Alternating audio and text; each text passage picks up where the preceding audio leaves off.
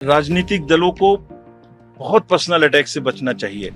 नमस्कार, आदाब, सत श्री अकाल, जय भीम, जोहार। मेरा नाम है नवीन कुमार। कविराज को पहचान तो लिया ही होगा आपने।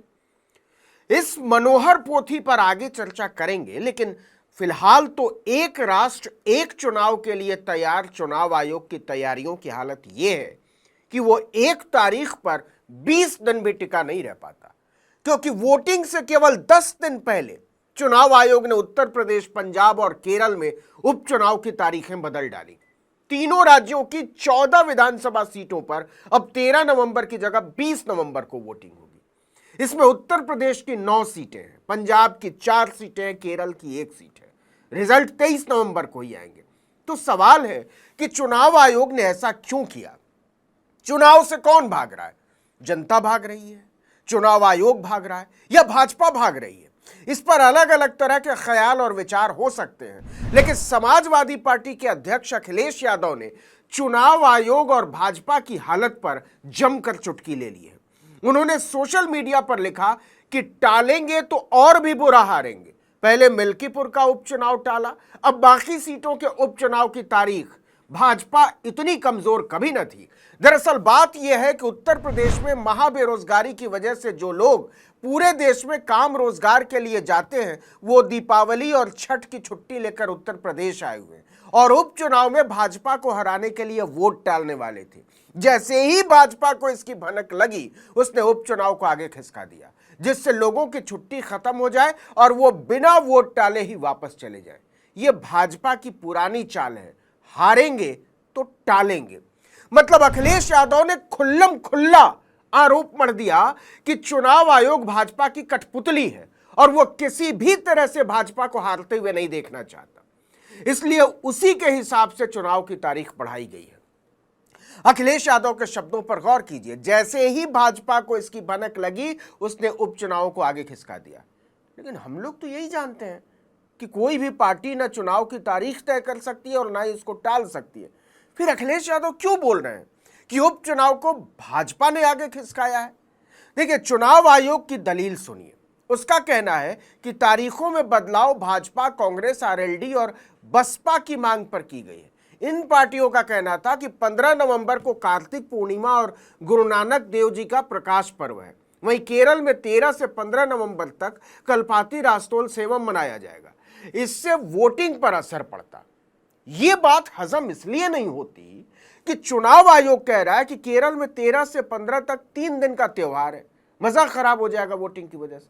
अब देखिए, उसी केरल में राहुल गांधी के इस्तीफे से खाली हुई वायनाड लोकसभा सीट पर तो वोटिंग 13 नवंबर को ही हो रही है, लेकिन पलक्कड़ विधानसभा उपचुनाव की वोटिंग 13 से बढ़ाकर 20 नवंबर कर दी गई है।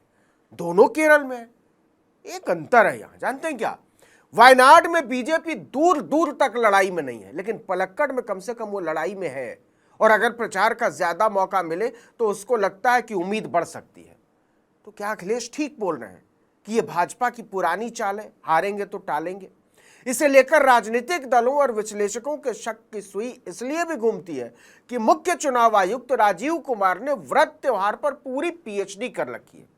याद कीजिए, 16 अगस्त को जम्मू कश्मीर और हरियाणा में जब विधानसभा चुनाव की घोषणा हुई थी, तो इसी के साथ महाराष्ट्र में विधानसभा चुनाव न कराने के पीछे क्या क्या दलील दी थी मुख्य चुनाव आयुक्त ने, इन्हीं मुख्य चुनाव आयुक्त ने। देखना है, that is like Ganesh festival, Pitrupaksha, Navratri, Diwali.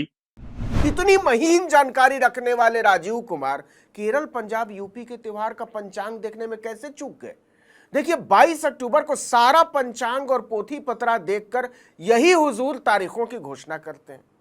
3 नवंबर को कहते हैं कि नहीं नहीं, हमसे गलती हो गई।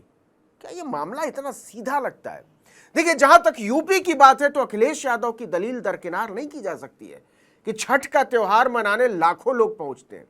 ऐसे में बाहर से आने वाले वोटर भी जमकर वोट करते। चुनाव आयोग को तो इसे लेकर खुश होना चाहिए था कि ज्यादा वोटरों को वोट देने का मौका मिलेगा। और दूसरे, त्योहार आज तो पड़ा नहीं है, बरसों पहले से पता है कि 2024 में त्योहार किस किस दिन पड़ने वाले हैं। फिर इस बहानेबाजी का मतलब क्या है, तुक क्या है?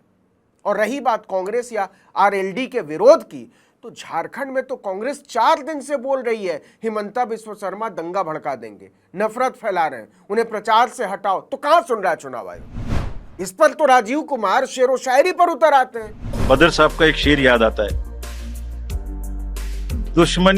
दुश्मनी जमकर करो लेकिन ये गुंजाइश रहे, दुश्मनी जम के करो लेकिन ये गुंजाइश रहे, जब कभी हम दोस्त हो जाएं तो शर्मिंदा ना हो। वाह वाह वाह वाह वाह वाह। तो आचार संहिता काहे लगाते हो सर जी? प्रत्याशियों और स्टार प्रचारकों को अपनी पसंदीदा शेरो शायरी की किताब छपवा कर बंटवा दिया कीजिए। लेकिन जरा संविधान भी पढ़ लिया करो कमिश्नर साहब, क्योंकि देश उसी से चलता है और राजनीति की नैतिकता आपकी कविताई से कभी तय नहीं होगी। इरफान अंसारी आलमगीर आलम लूट लेगा ये लोग। हमारा बेटियों को लूटा, हमारा जमीन को लूटा, हमारा सरकार को लूटा, हमारा अहंकार को लूटा। 7,000 माताओं का ऊपर सालाना 7,000 बलात्कार होते हैं, 7,000 बलात्कार होते हैं। संथाल परगना में बलात्कार करने का बाद घुसपैठी आदिवासी बहनों को काट काट करके 50 टुकड़ा कर देते हैं। तो एक तरफ यह दंगाई सोच और दूसरी तरफ चीफ इलेक्शन कमिश्नर की कविताई, इसे कहते हैं बड़ा दिल, लेकिन केवल भाजपा के लिए। तो क्या यह आरोप फिजूल है कि कविताई का यह सारा ज्ञान इसलिए उमड़ रहा है कि संविधान की चिंदियां उड़ाने वाला नेता भाजपा का है? अगर इसका 100वां हिस्सा भी राहुल गांधी या मल्लिकार्जुन खड़गे ने बोल दिया होता तो इन्हीं की त्योरियां देखने लायक होती। लेकिन हिमंता बिस्वा शर्मा की उलीची जा रही नफरत की गंदगी पर कमिश्नर साहब दोहों और शायरी का पूरा पोथा लिख कर ले आए थे। और एक बार जब लड़ाई झगड़ा होता है ना, तो प्रेम का धागा टूट जाता है, और जब प्रेम का धागा टूट गया तो बड़ी मुश्किल होती है। रहीम ने कहा था, रहीमन धागा प्रेम का मत तोड़ो छिटकाए, टूटे से फिर ना मिले गांठ पड़ जाए। तो क्यों ऐसी गांठ बांधनी है? थोड़ा प्यार मोहब्बत से कैंपेनिंग करें, शोर शराबा कम हो। हाय, दिल ही निकाल कर रख लिया हुजूर ने।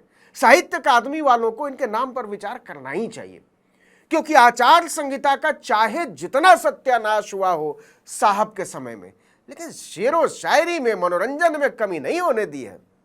ऐसे लोग अगर बाबा साहब के समय पैदा हुए होते तो उनको सलाह दे दी होती कि आप इतनी मेहनत से इतना अच्छा संविधान क्यों लिख रहे हैं, देश को तो कालांतर में शेरो शायरी से ही चलना है।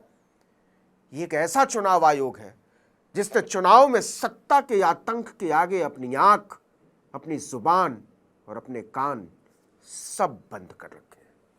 इस वीडियो में इतना ही, लेकिन अगर आपने आर्टिकल 19 इंडिया को अब तक सब्सक्राइब नहीं किया तो फौरन कर लीजिए, बेल आइकॉन दबाइए, घंटी जैसी आकृति, लाइक कीजिए और कमेंट करके बताइए हमारा वीडियो आपको कैसा लगा। हमारा ट्विटर हैंडल है आर्टिकल 19_इंडिया और मेरा ट्विटर हैंडल नवीन जर्नलिस्ट। नमस्कार।